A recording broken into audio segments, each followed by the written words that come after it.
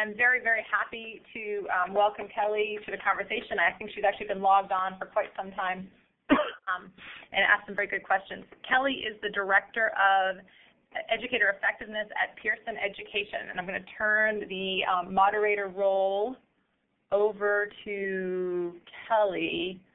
Let me get you on your first slide. There you are. Okay, Kelly, you should have be able to move the slides now. I think I have control. Thank you. I appreciate it. I'm a little bummed about the length of that break because I didn't have time to run to Starbucks or. Oh. I'm just teasing. It's just so late in the day, and I'm sure everybody out there is a little bit tired after having been on for so long. So I do appreciate your sticking with me. I wasn't actually planning to run to Starbucks during this time. It's been an incredible opportunity to sit in and listen, and I really appreciate the opportunity to have been able to listen to my colleagues in the field present earlier. So I think some great information is being shared today, and very happy about getting to be a part of it. A little on my background. I have some sympathy for people facing this from the state. I started my career is not quite the right word, but I worked after having been in the career field for a while as a psychometrician in the state of North Carolina. And we were at that time already facing threats of teacher effectiveness systems coming in and whether they wanted to use our assessment data for accountability for teachers and how they were going to do that. And it caused such angst then at the state level. And it was being talked about in a very gentle manner about being rolled in over time. I can only imagine what it must be like to be in a State Department right now with the rapidity of the movement at the moment. So I have a lot of sympathy for what you're going through. I also think it's a really important movement to be part of. So I'm very impressed that the number of states that are involved in it are taking it on. All as preface. I've been with Pearson for about 5 years now. I started in our research services group, and I have moved over to sort of coordinate our educator effectiveness opportunities across Pearson. We have products and services. I'm sure most of you are familiar with us. We have products and services in a lot of niches in education, and a lot of them touch teachers and student learning, obviously. The goal for us was to figure out ways to better strategize internally so we could create solutions that better met market needs and really focus on helping educators understand their own performance, helping them understand that they too have a growth trajectory just like their students. Everybody has their own learning curve that they're managing, and their learning curve, managing their learning curve matters because it not only impacts them, it impacts student achievement. So that's our goal, is to bring together the right tools and resources, helping people understand that they have their own learning curve, and then helping them progress along that learning curve. And I'm going to talk at a slightly more broad level than some of the other presenters to get at some of our overall approaches to educator effectiveness. I will get to the observational evaluation piece in the training and the reliability and validity of those observational evaluations, but I want to talk about it in the context of the larger educator effectiveness world right now. Our approach is about evaluation and development. I think evaluation is key. You can't effectively develop if you don't have a good sense of where you are, right? We can't target PD appropriately if we don't have a good sense of where we are, and we get that sense by doing evaluation. We definitely believe in the multiple measures approach, student and teacher performance data. We think that the online platforms for supporting instructional decisions, both for students and teachers, and user-friendly dashboards to do that, things that aggregate and actually help you make sense of the information, are really important, and the evidence of validity and reliability. These are systems that need to be legally defensible. This is not something to be taken lightly, even if they're not being used for hiring, firing, or merit pay. There are stakes attached to these systems. For teachers, for parents, for administrators, and Pearson's very aware of that, used to that world in our high-stakes testing environment, and ready to support our clients and customers with it. I'm going to briefly start with a little bit of background on some of the frameworks and rubrics we are involved in developing. or implementing right now. Tennessee has two models approved right now. I believe it's two for their state teacher evaluation system, one being the TAP model, and the other is the Tiger model, which was developed by a group of districts in the state of Tennessee. And Pearson is involved in the development of that, in creating all of the trainings around that model, in the implementation of it, the rollout, and the platform to support it. It is a Danielson-based rubric. It is not strictly, but it's a derivative of the Danielson rubric. In New York State, we both have an approved rubric in the APPR system.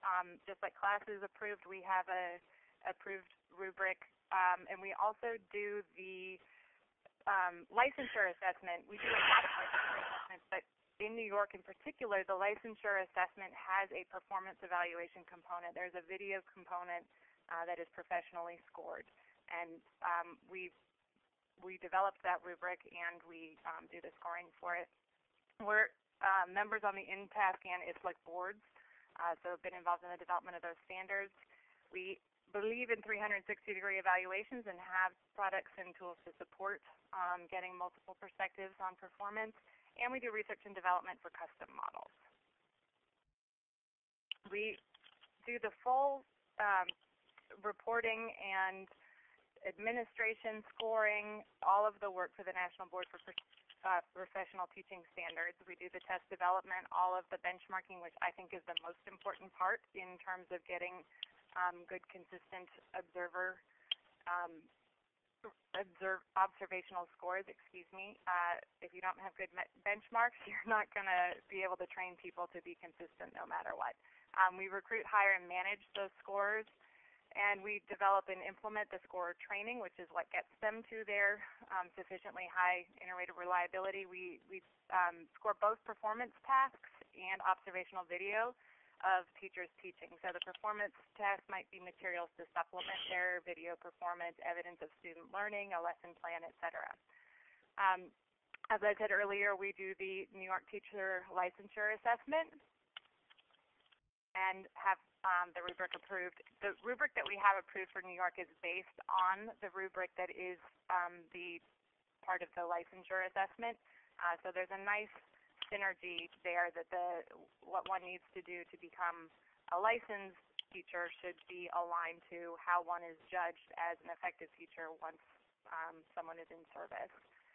Again, the Tiger model, we also are doing all of the scoring for the Stanford Teacher Performance Assessment. I don't know how many of you are familiar with the TPA or the TPAC consortium. That is Linda Darling-Hammond, Ray Pichon developed assessment for teacher training programs. It's a leaving the program assessment. So it's for teachers graduating from their teacher instruction programs. We also have worked in Denver and have developed a multiple indicators platform in conjunction with Denver.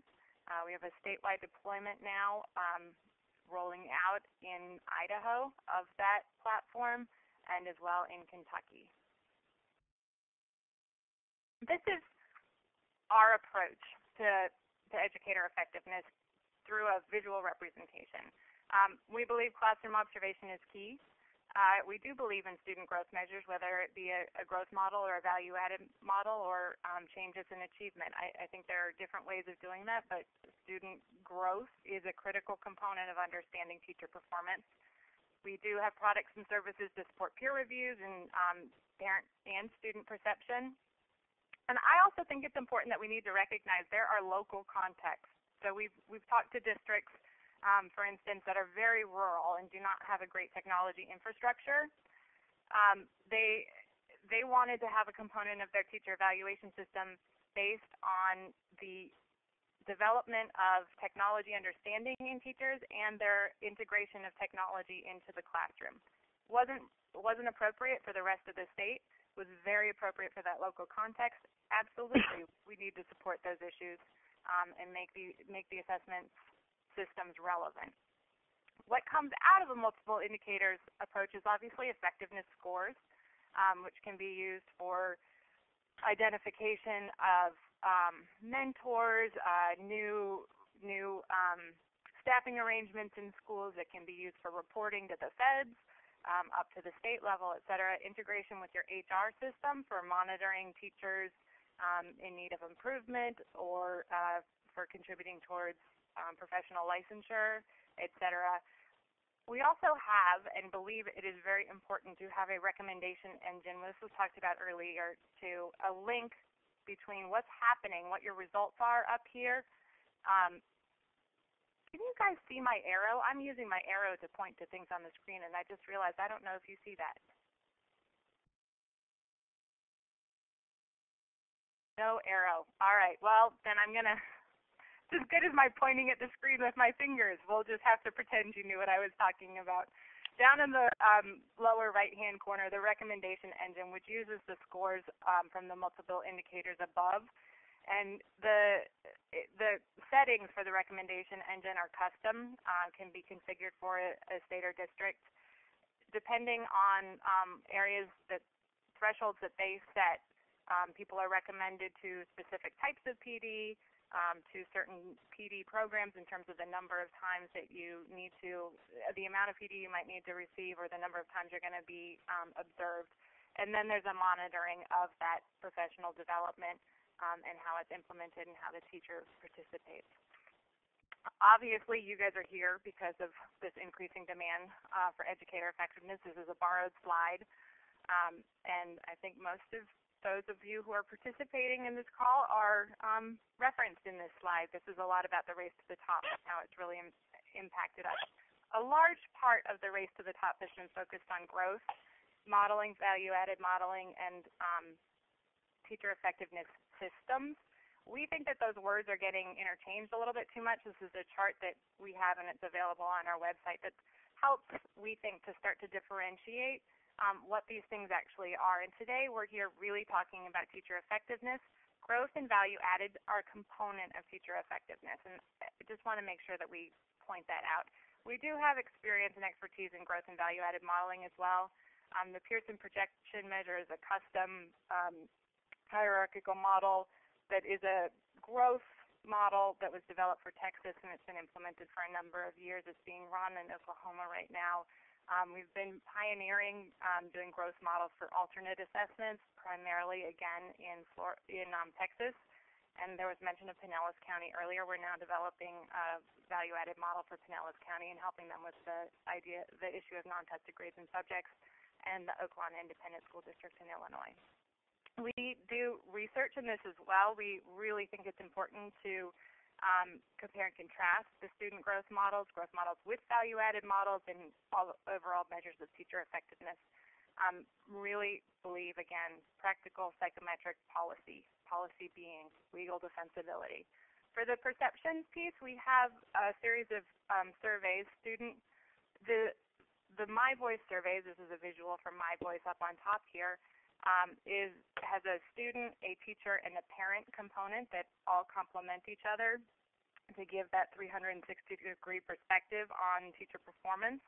It's an online survey, can also be done on paper with online reporting. There is facilitation and consulting that can be tied to it, but you also can just do the survey and get online recommendations for implementation of results as opposed to some face-to-face consulting. I know my class is another complementary survey.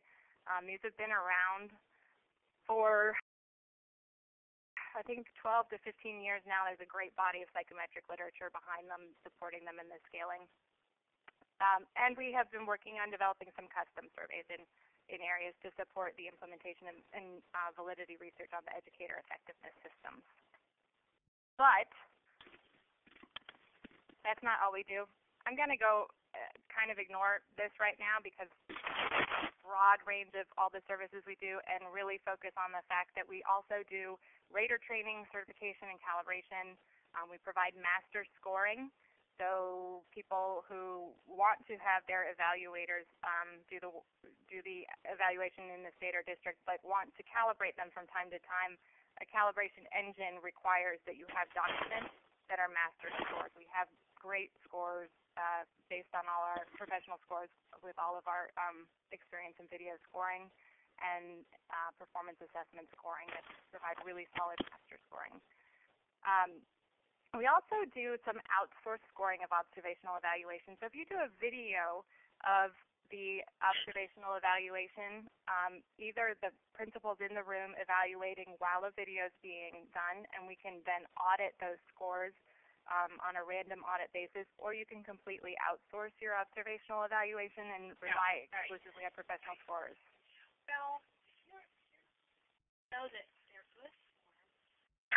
Sorry, I'm going to interrupt Kelly. If folks could keep their phones on mute, please. That's sort of a newer service right now, but it is something that we think offers a slightly different approach to the inquiries about reliability and validity of observational evaluation systems. We also provide a lot of training, online training modules available as well as face-to-face, but the online piece is kind of key about how to understand and use growth and value-added data in a teacher effectiveness system, how to, first of all, just understand what those reports mean, and then how do you actually use data for development. And now to the reason why we're all here. This is the big, oh my gosh, and I'm sure everybody knows these statistics, but I love them, so I can't help but show them. The fact that around 2009, 94% of teachers received the top 2 ratings in observational evaluations around the country, and less than 1% of the teachers in the country are rated unsatisfactory. And yet, in some parts of the country, we have more than 50% of students dropping out. There's something wrong there. So we need to do a better job with our observational evaluations to try to understand who's dropping out, why, to try to understand who's achieving, why not.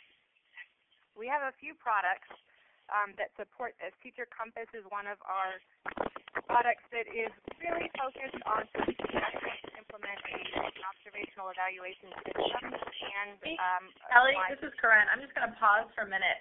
It's back.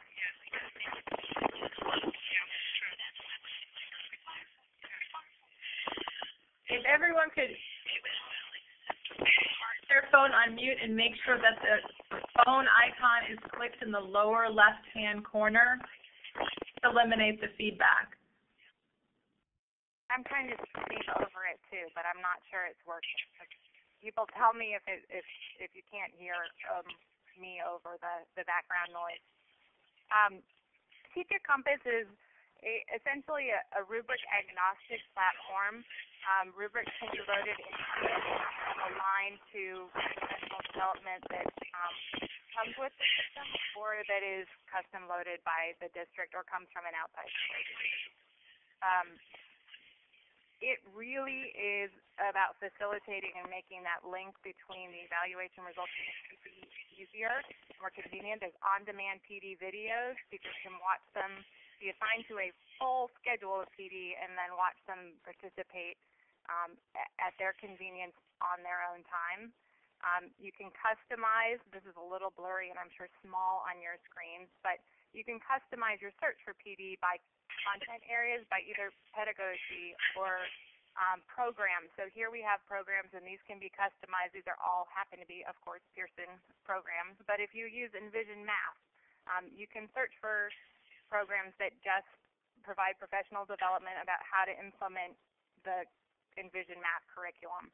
And again, that can be customized to your local curriculum, and these search terms can be custom as well. You can filter searches.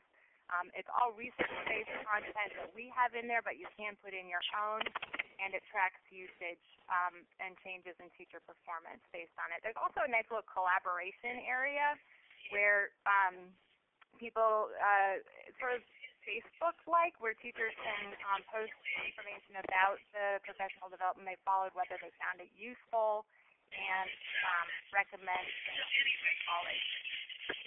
Now I'm going to go back to this multiple indicators system for a minute. As I said earlier, one of the things that we think is really important for change to occur is to help people make sense of the data. You have to do the evaluation to know where you are, but then you have to do something with the data to make a change. And putting all these pieces of data together can be pretty complex, and we think that it's important that that is facilitated. We have the product is called the Educator Development Suite, and it facilitates a multiple measures approach to teacher effectiveness. You can incorporate the classroom observation results, student perception results, professional collaboration results. You can upload artifacts of teaching and leading, as well as incorporate your growth and student achievement, either your growth model, your value-added model.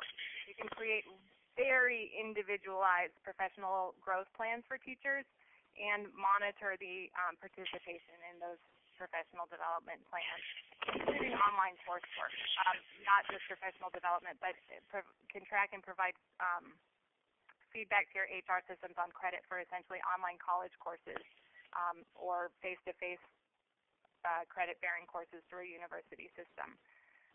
It consolidates. It allows you to consolidate multiple sources of professional development. So if you have some of your own and you subscribe to 360 and you have resources out on Moodle and you have things that you get through the PBS channel, all of that content can be accessed, and you can do alignments and tag it so that it matches up to the rubrics that you want in the system. And we do that alignment with you. That's not something we just say, okay, have at it and tell us what values to put in there. It's a large job, and it's something we do. You can define the observation framework. So not only do you put in the rubric of choice, but you can create schedules. You can track the observation process. You can track whether they were the official summative evaluation or whether it's a walkthrough. There's a large amount of customization of the workflows around teacher evaluation. This is just a high-level overview. The Educator Development Suite is in our SchoolNet platform, and it is part of a full IIS system. It does come out. There's an iPad or a computer-based, web browser-based system for doing the evaluations, either by phone, by iPad, any other mobile device. This shows some of the tracking. You can do the evaluations, or you can access the results this way. This is a different view looking at things by, this is a distribution across a district. Here we have an overall teacher effectiveness score. So this is the combination of all those multiple indicators into an overall score, and I'll get into a little bit more about that in a few minutes. These are the individual scores for each of those sections, for each indicator that were combined into this overall score. This is a listing of teachers in a district, so this is an administrator's view, and their overall scores. And again, this is tiny, and I apologize. I think it's very small. I can get you larger screenshots if it's interesting. Here's an individual teacher report here. So these are their scores on these individual components. And if they're in a particular score area, they're able to visualize what it looks like. Originally, when we did that form, you know what it looks like? And TV and provides a video example that's here at the bottom. Again, here's another administrative report. This is sorted. These are teachers that are sorted by their performance rating on this particular standard. One standard, one rubric within a multi-trait rubric, for instance. I'm sorry, somebody put a comment up there. Did someone ask? Oh, do you want me to go back a slide? Yeah, this is Karen again. We have done, it's not the computer technology, it is the phone technology. So if someone does not have their phone on mute, please check your phones now. And Kelly, if you could go back to that last slide, that'd be great. I don't have my phone on mute. Do you think it's me? No. I'm just kidding. I'm sorry. I'm going to put mine on mute. I hope this was the slide that people wanted to see. This is a teacher report based on a custom rubric, and I'm sorry, I don't remember what the rubric was here. This is the overall score up here, and the color coding and the numbers and the labels are all customizable. And threshold settings that then recommend PD are customizable. But here we see that this is the domain of learning environment. These are subdomains, right, underneath that, and then there are specific little indicators. And there's a measure for the overall content area as well as for each indicator, and those are reported separately and on other screens can be aggregated. You can aggregate all the way up and all the way down. So you could get, if this was linked to your student database, you could look at a teacher's results on one of these issues and then click farther down to see her students and see how they did on a particular test or how their growth scores were or their value-added scores, and then you could click down to individual students within that class. It goes all the way down and all the way up so long as you have it linked with your student data. Even if you just have it for teachers, it can go all the way down to the individual teacher level and aggregate all the way up to the state level. So you can compare performance of one teacher to teachers across the state. You can compare schools. You can compare it go up to the district level, et cetera. The recommendation engine here, sometimes automatic recommendations of PD would come up. And if there's a video exemplar of this standard, for instance, it would be right there, clickable, and the video exemplar would come up and start to play.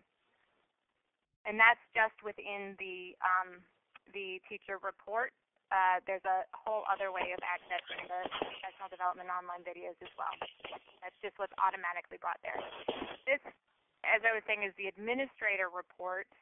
So if I'm a principal in a school, a large school, maybe based on the number of teachers here, each of the blue columns of names down at the bottom is each name in blue is a teacher in, let's say, in this district. That looks like too many to be a school. And they are sorted according to their performance ranking on this strand. I could sort them on their performance ranking on all of the strands, their overall rubric evaluation score, their observational evaluation score. I could sort them according to their overall score on the multiple indicators or any one of the indicators. This happens to be sorted on a particular indicator within the observational evaluation framework. And these are the people on the far left are all the people who are in the ineffective column. Again, those labels and colors are customizable. It goes from red in ineffective all the way up to green, and I believe that's distinguished. I can't read it here, but as I said, they're customizable, so it doesn't really matter.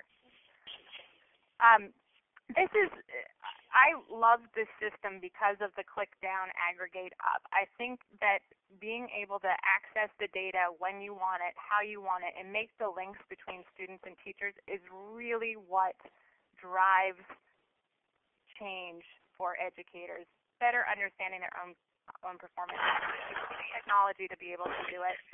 I didn't focus too much here on our overall observational evaluation training.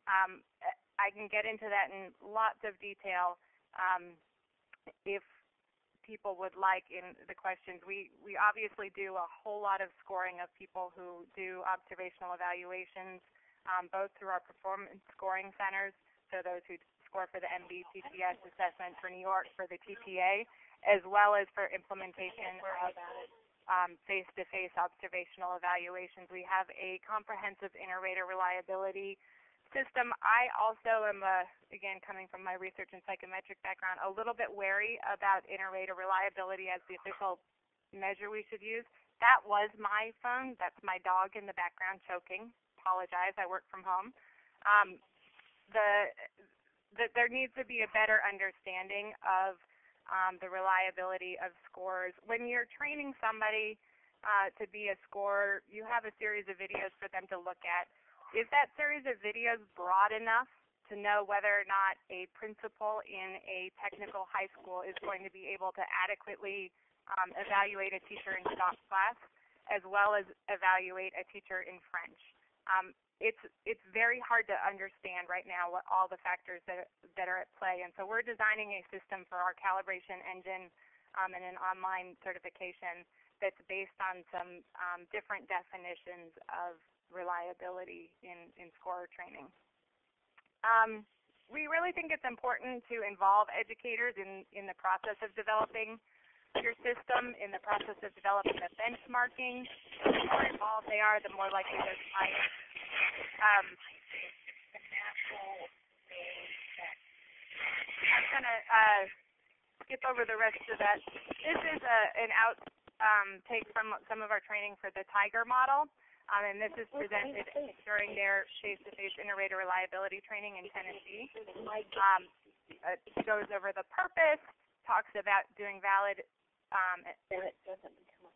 means accurate and reliable and consistent. An overview of the purpose of inter-rater reliability. This is just sort of a sample of the types of trainings we do for face-to-face trainings.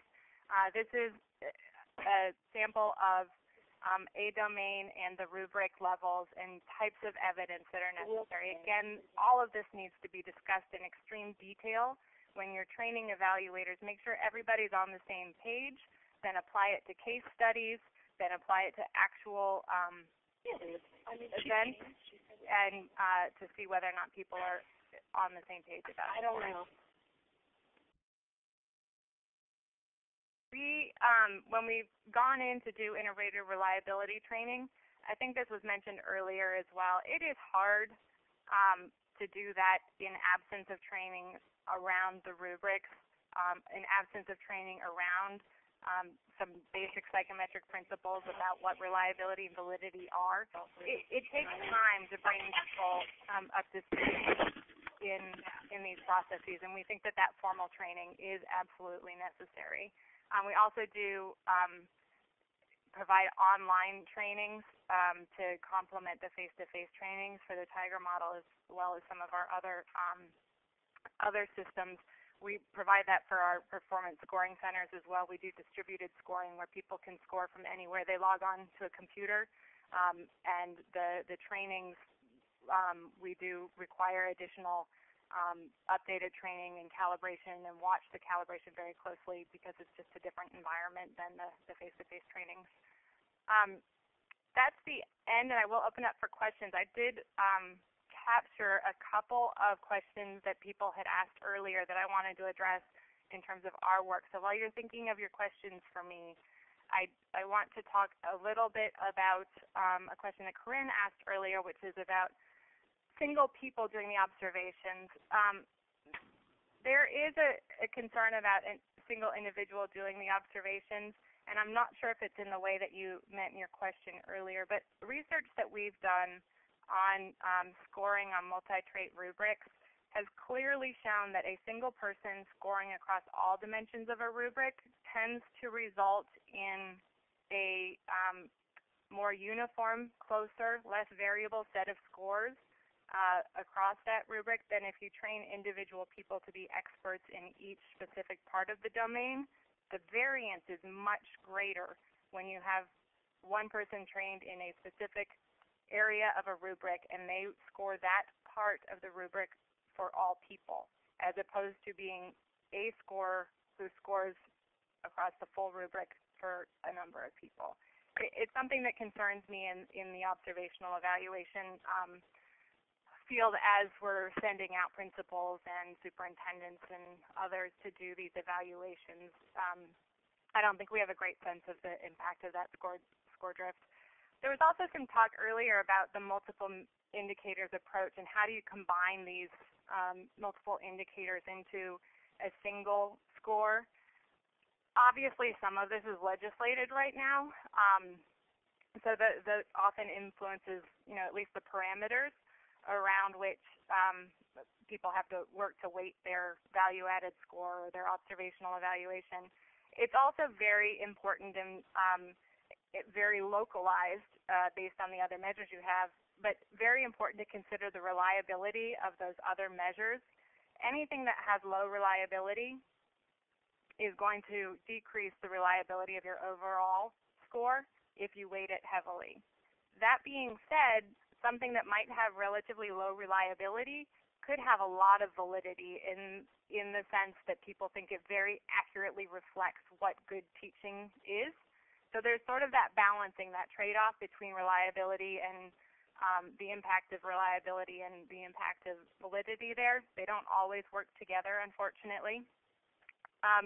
We, right now, are recommending great understanding of the reliability of and validity of the individual instruments, and then engaging in essentially a modified standard setting process to involve stakeholders in defining what the weight should be. It's a great way to get people to really understand, who have a stake in the game, to really understand what the individual measures are, what they mean, what their reliability is. People might not have any sense of the reliability of a survey instrument, and just have ultimate faith in it, and that it's important for people to understand that, and if it changes their opinion about its importance, then all the better. It's also, for people who've been involved in standard settings, just a really good way for people to air their opinions, hear others' opinions, and get people to understand the different viewpoints at play, and hopefully build some consensus in the development of the multiple indicator system.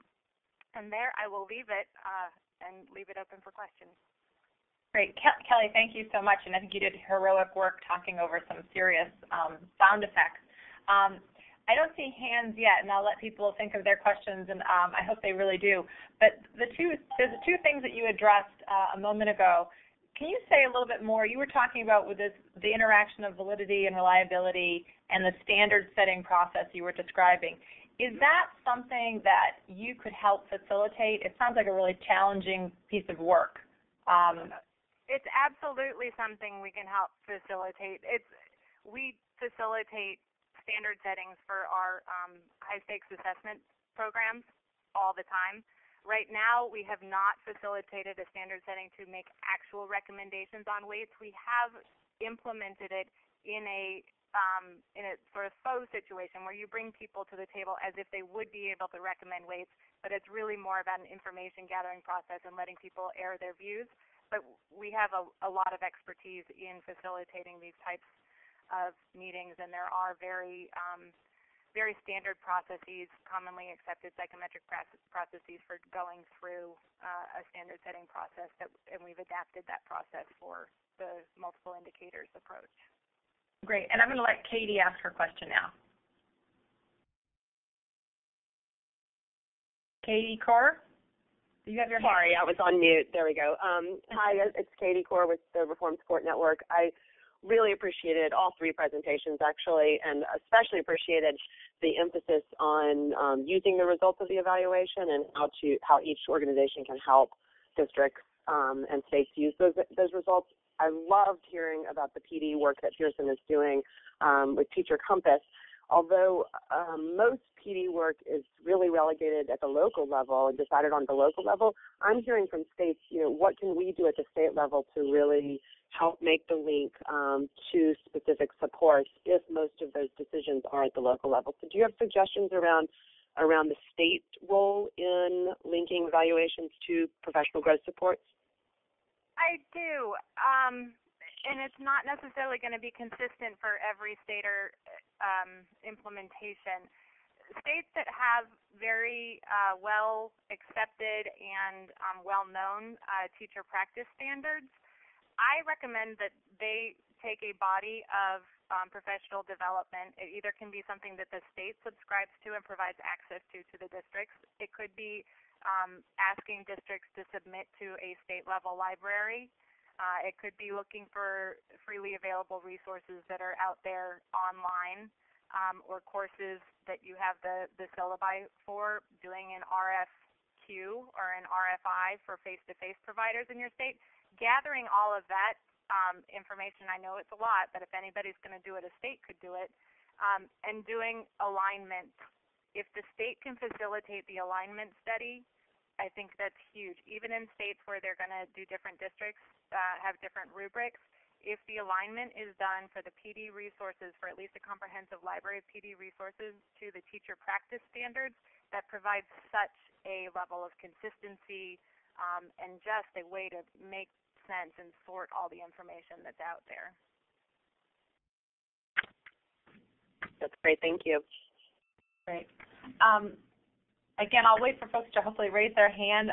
And again, back to one of the question that you answered of mine, actually about principals or having single raters.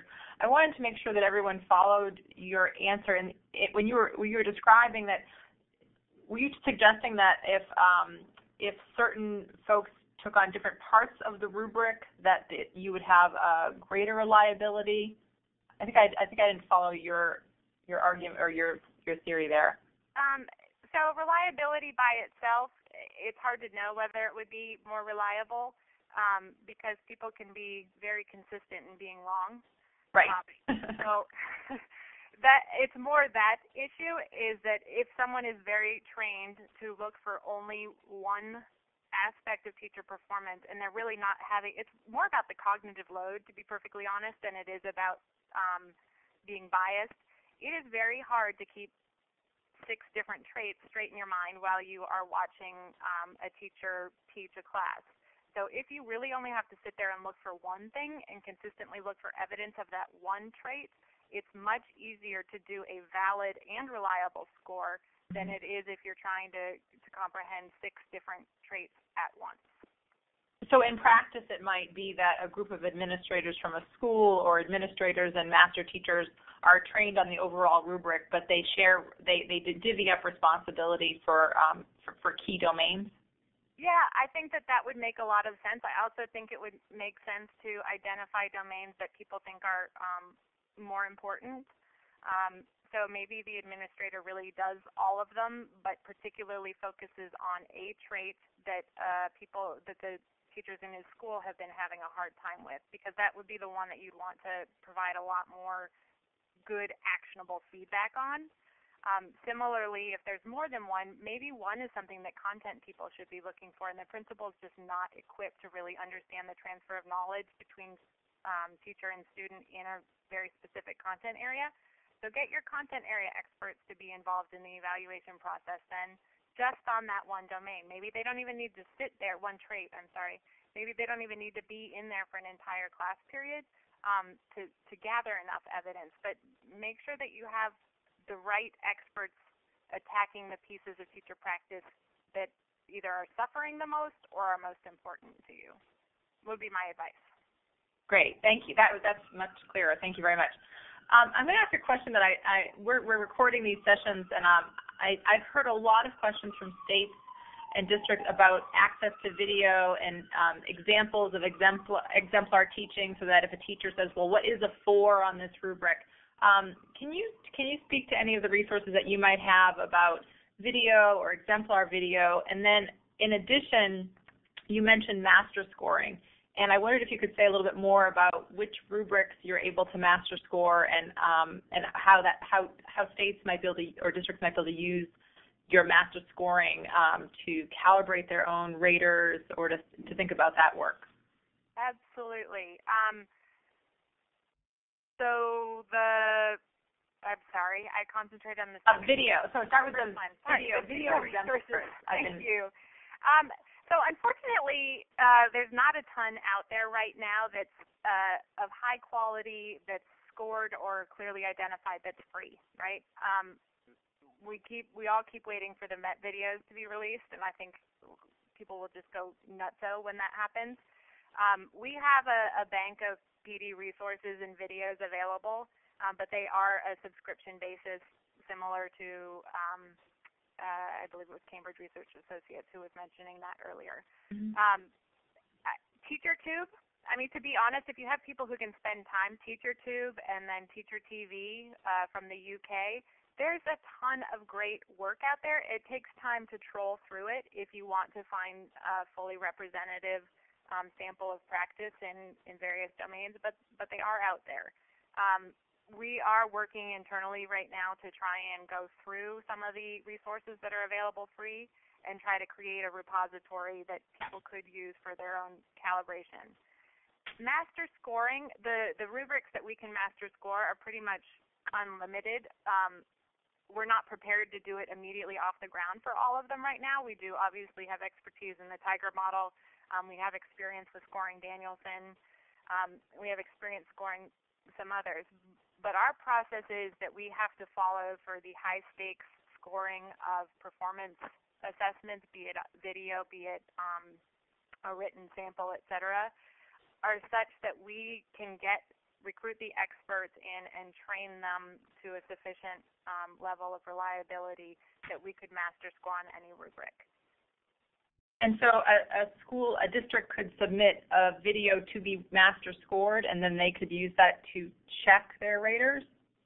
They could use it to check their raters. So if they wanted to create a bank, their own essentially calibration engine, they could take videos of teachers in there. I'm not sure. You'd be a little bit wary about putting videos out there for calibration of teachers in your districts that were rated low. Right.